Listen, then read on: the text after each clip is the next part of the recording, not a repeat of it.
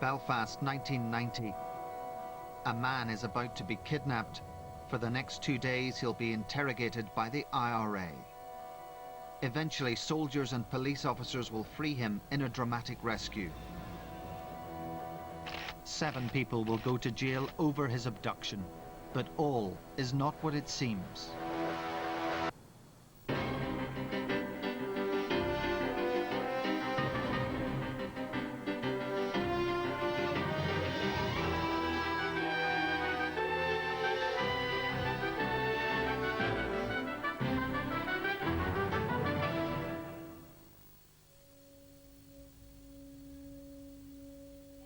Tonight, Spotlight examines a story from our troubled past.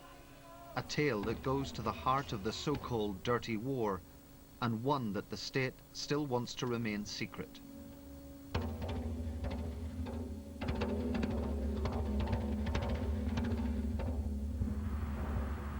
This month, the Lord Chief Justice ruled those originally implicated in an IRA kidnapping were denied a fair trial.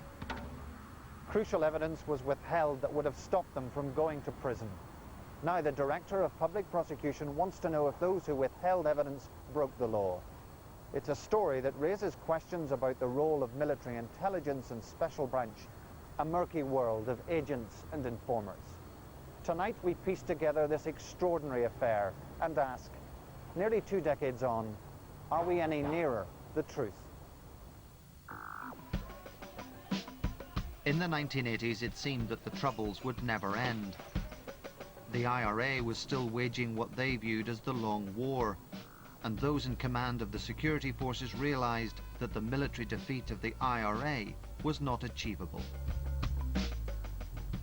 The best that we could sort of work towards was containment to such a level that we paralyzed the ability of the paramilitaries to succeed in doing what they would wish to do, and therefore force a rethink in terms of how they, as it were, conducted their campaign. Similarly, the IRA had concluded that their armed campaign alone would not secure a united Ireland. Republicans were now looking to the political arena. Sinn Féin was beginning to make ground, and publicity director Danny Morrison had become a key figure in the party's success. I hope that the British government show themselves open to reason before the hunger strike continues much further. A confidant of the leadership, he boasted how Republicans would seize power with the ballot paper in one hand and the Armalite in the other. Danny Morrison took on many roles within Sinn Féin. As well as heading up the party's publicity machine, he was also an election candidate. One of his colleagues then was ex-IRA prisoner Gerard Hodgins. This is the first time he's spoken on television about the case. I was working with the press department with Danny Morrison. There was a sort of a grey area that I had to walk, and that you're working for publicity for the Republican movement, which usually meant you were working in some way for publicity for the IRA, which was an illegal organisation, and therefore you had to be careful of just exactly what way you walked along that fine lane, you know, or ways you could find yourself in prison. Against this backdrop, the security forces were doing their best to disrupt the IRA's work. Their intelligence was gathered by a network of informers, like Sandy Lynch, who worked for RUC Special Branch. Lynch had been a member of the INLA and served time in prison. He claims he was pressurized to become an informer and was set up in a taxi business by his police handlers. He eventually became a member of the IRA's intelligence unit. His information was thwarting the IRA's armed campaign. He helped stop a bomb attack at Shorts, and his intelligence also prevented an attempt on the life of Ulster Unionist MP Cecil Walker. Sandy Lynch continued his work. In January 1990, he was en route to a meeting with his IRA intelligence unit. He was driven across Belfast to Lenadoon, to this house in Carrigart Avenue. The house had a history. 11 months earlier, Joseph Fenton, a young estate agent who had been working as an informer, was brought here and interrogated. His IRA captors extracted a confession from him. He was shot dead nearby. Sandy Lynch would later tell police in a statement that he was taken to a house to discuss an IRA operation. But when he went upstairs, he was overpowered. He heard a voice saying IRA security. His hands were tied and a bandage was placed over his head. Lynch's statement reveals the brutality of his ordeal. He was told if he didn't confess to being an informer, he would be shot. He was told no one would hear his screams, and he'd be so disfigured, members of his family wouldn't be able to identify him. He was forced to make a statement and a taped confession. By the Saturday evening, some 24 hours after he arrived in the house, Lynch's ordeal was nearly over. His interrogators left, and another team of Republicans was asked to take over and watch him. Among them was Gerard Hodgins. A man called the house. I knew him to be the OC of the IRA up around the Andersonstown area, and he asked me if it would be available for something, and it might mean having to stay at the house overnight.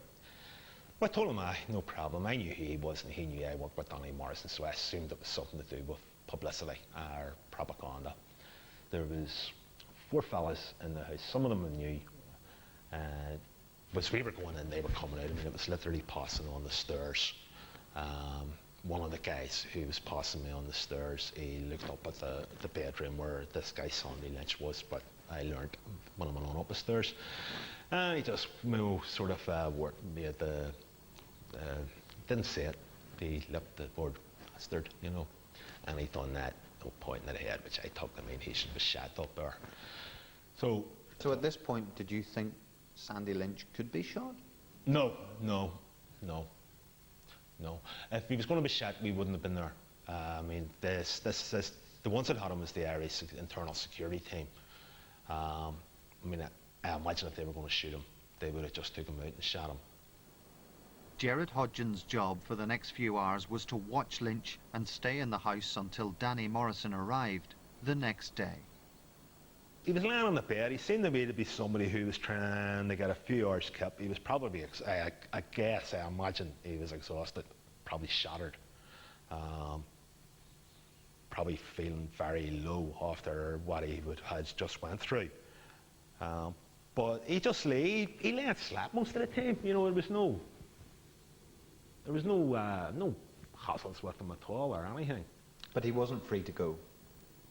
See, in all honesty, Stephen, if he had to get up and says, I want to leave, I don't know what I would have said to him. So what was being done to find Sandy Lynch? By now, news that an informant was being held was the talk of Special Branch headquarters at Castlereagh. One senior Special Branch source has told me that whilst he was told personally that an informer had been taken, he didn't know who it was or where he was. He said at this stage he was very conscious of what had happened to Joe Fenton some 11 months earlier, and he was frightened that another informer was about to be killed.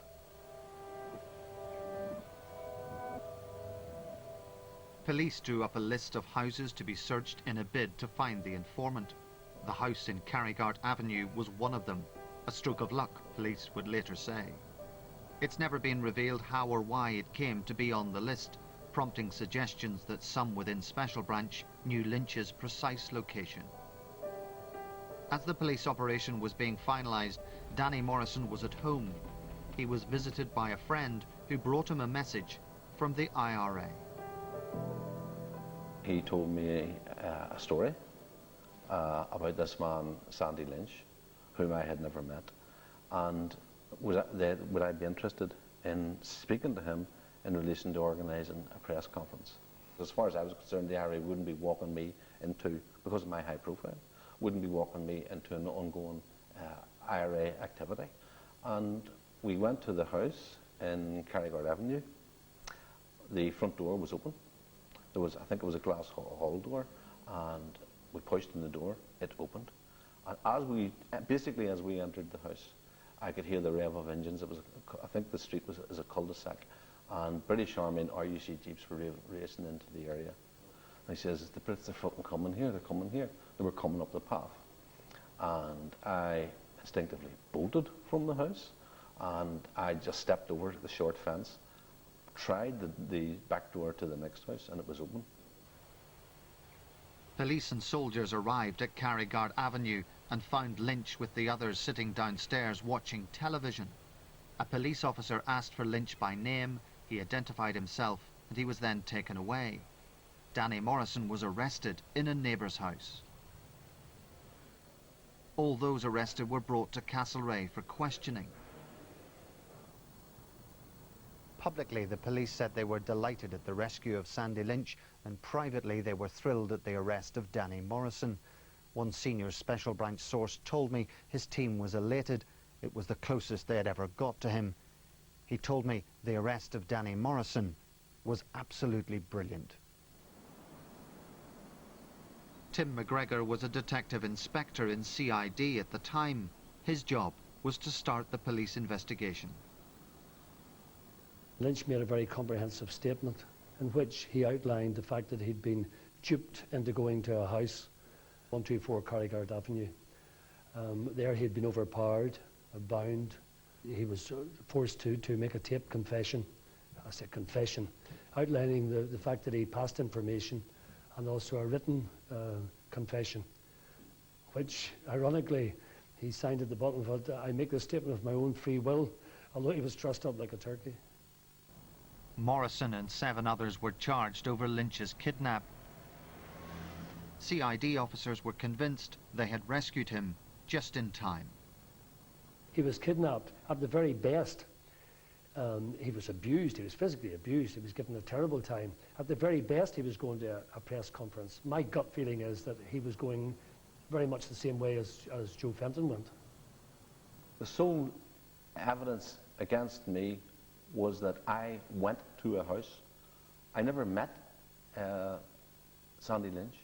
I was literally in the house for seconds. All the evidence points in that direction. The person who was an informer had agreed to do a press conference.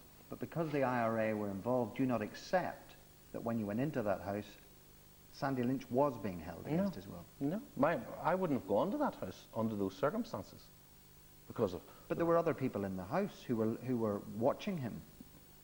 I mean, he wasn't free to go. Well, my understanding is that the IRA end of it, he did a deal with the IRA sometime on the Saturday, and that they pulled out. Parts of Danny Morrison's account were questioned at his trial in 1991, although the judge accepted that there was a reasonable possibility that he had gone to the house to arrange a press conference. Morrison and Gerard Hodgins were acquitted of conspiracy to murder Sandy Lynch, but were found guilty of false imprisonment. It was Lynch's testimony that helped convict them. Morrison was jailed for 8 years.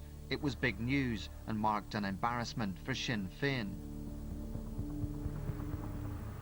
But as Danny Morrison and Gerard Hodgins began their jail sentences, a young man called Peter Duggan came forward and claimed he'd been shot by Lynch. Allegations that could question Lynch's credibility. The information was used at our trial, and Lynch denied having shot Peter Duggan.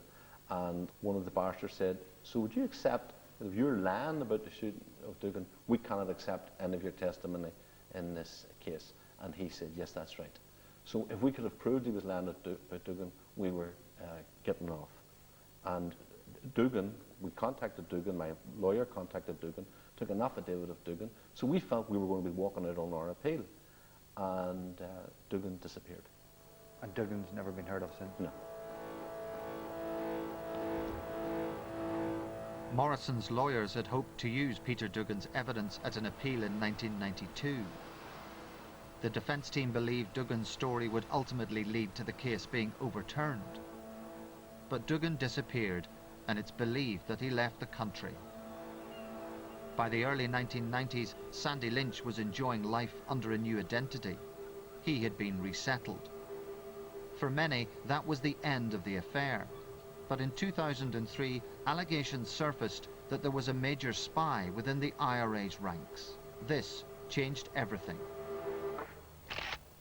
Whilst Lynch was being held in this house, he recognized the voice of his chief interrogator as this man, Freddie Scappaticci. At that time, he was in charge of the IRA's so-called internal security team. It was his job to uncover informers. Yet Scappaticci was leading a double life. In 2003, he was named as Steak Knife, one of the most senior IRA men ever to have worked for the British state. He assisted the Force Research Unit, a military intelligence wing of the British Army. Danny Morrison believes that this man set him up. Well, I'm convinced that Scappaticci is a British agent. Whether he's the agent Steak Knife, I don't know. But what I'm pretty sure is that Scappaticci, in January 1990, was a British agent and lured me to that house. And that's as far, and I cannot prove that.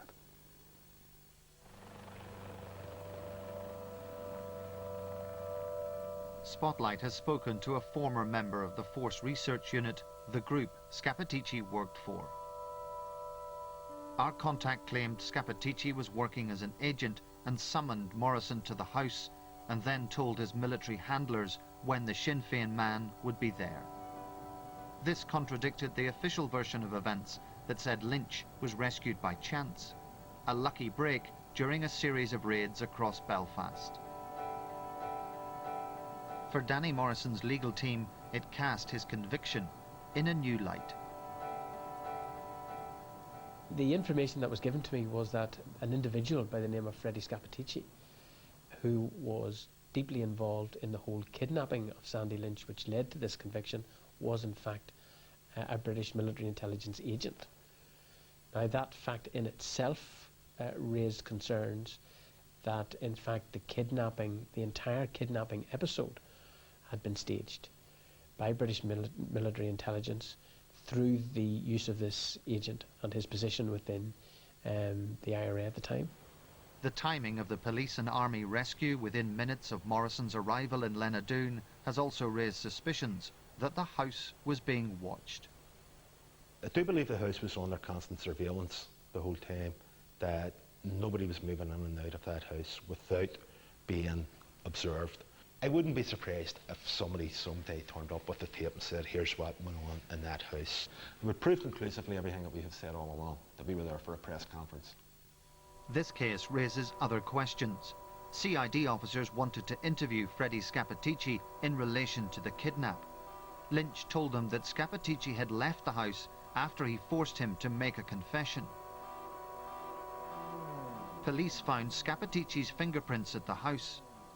The print was found on a battery powering a handheld anti-bugging device used by Scappaticci during Lynch's kidnap. CID detectives Alan Cormack and Tim McGregor, who investigated the Lynch kidnap, wanted to interview Scappaticci, who was now on the run. At that particular time, Mr. Scappaticci could not be located, so we circulated him as arrest on site. He was eventually picked up, yes. I think he was arrested in a building site in Belfast. And what happened after that? He was taken to Castlereagh and interviewed. He denied involvement, but and then it was put to him, well, look here, we've got your fingerprint in the battery of this bug detector. How do you explain that? And he said that he'd replaced some smoke alarm or done some electrical work at 124 Carrigard Avenue. And did you believe that? Well, I was very sceptical about that, because obviously it was on the battery of a bug detector and not anything else. So what did you do then? Well, Mr. Scappaticci was released then from custody. And how did you feel about that? On a personal level, I think, should I have had the authority, I may have put Mr. Scappaticci before the court, bearing in mind how serious the case was, and bearing in mind what was the likely outcome, and that Mr. Lynch would have been killed. Do you think, looking back now, the interview that you carried out, essentially, you were going through the motions?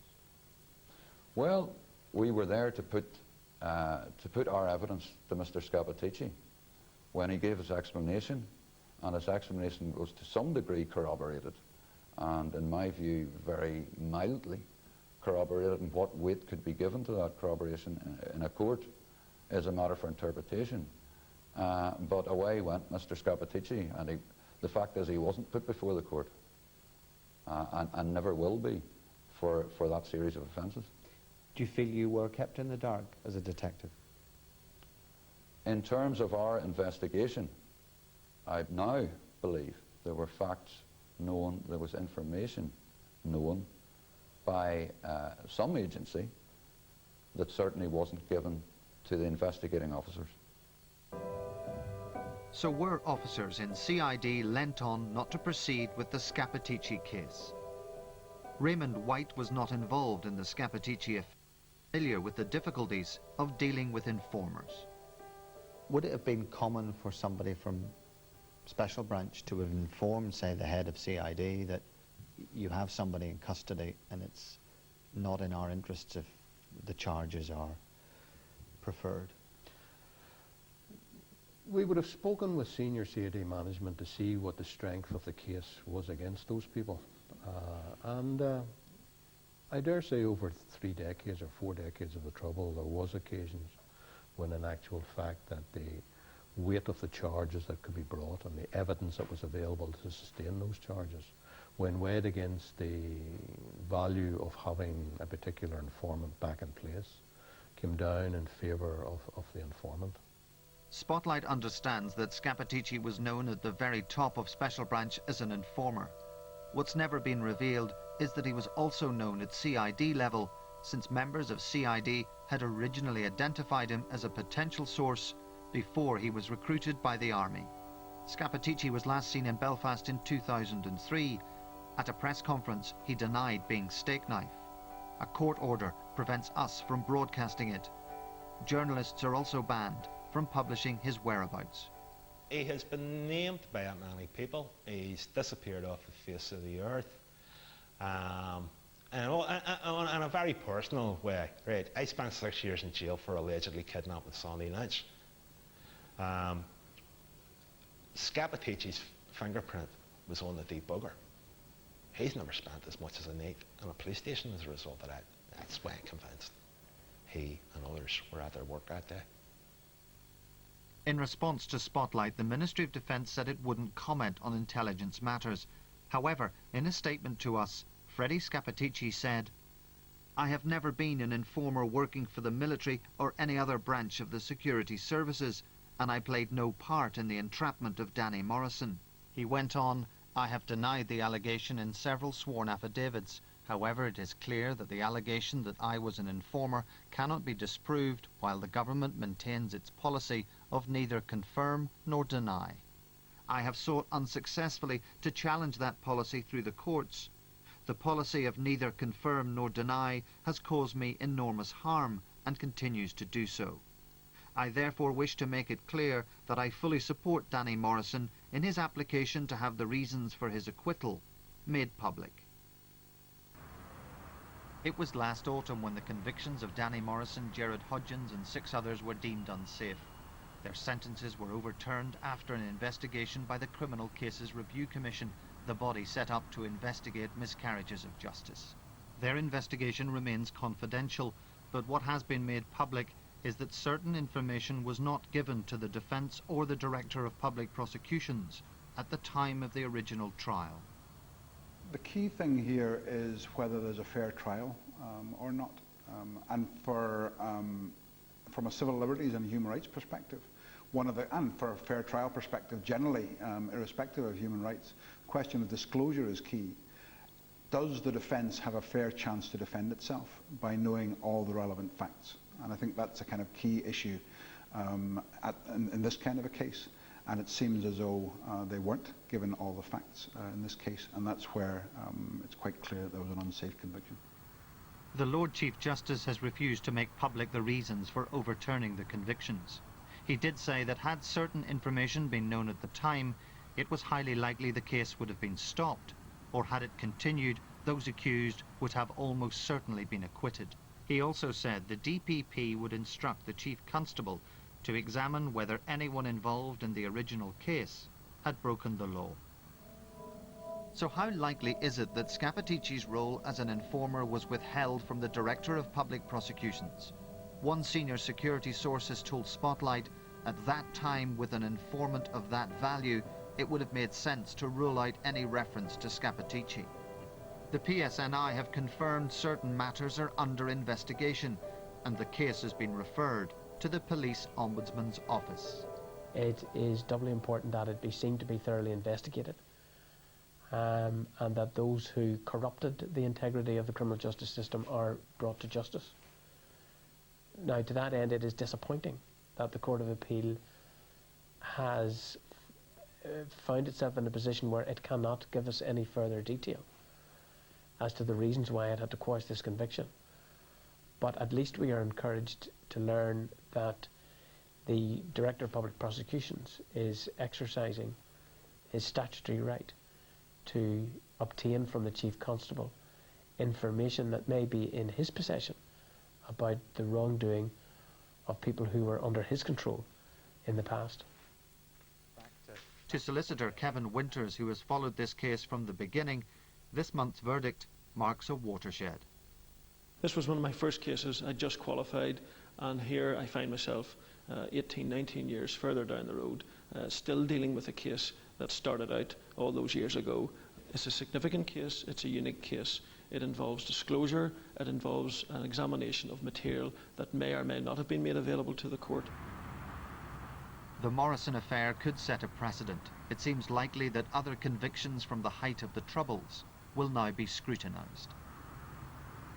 It will lead to a reassessment of some of the cases, in my view, that went through the trial process throughout the late 80s and an early part of the 1990s.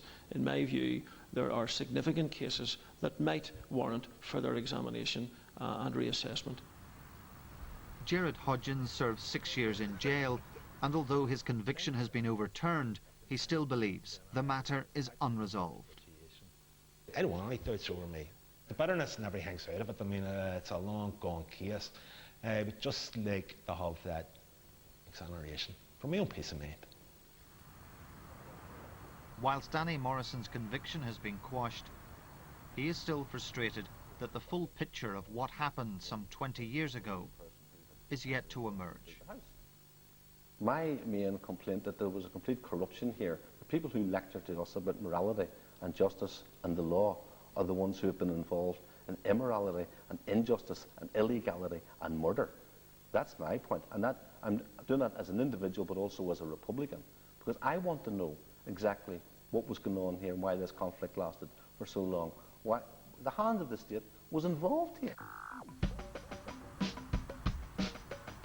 Those caught up in this affair 2 decades ago see this case from different viewpoints, but they have one thing in common. They want to know what lay behind the events of January 1990. This week, people across Northern Ireland are debating how best to deal with the legacy of the Troubles. What isn't being made public is the role of agents and informers. Until those stories are addressed, Northern Ireland's secret war will remain just that.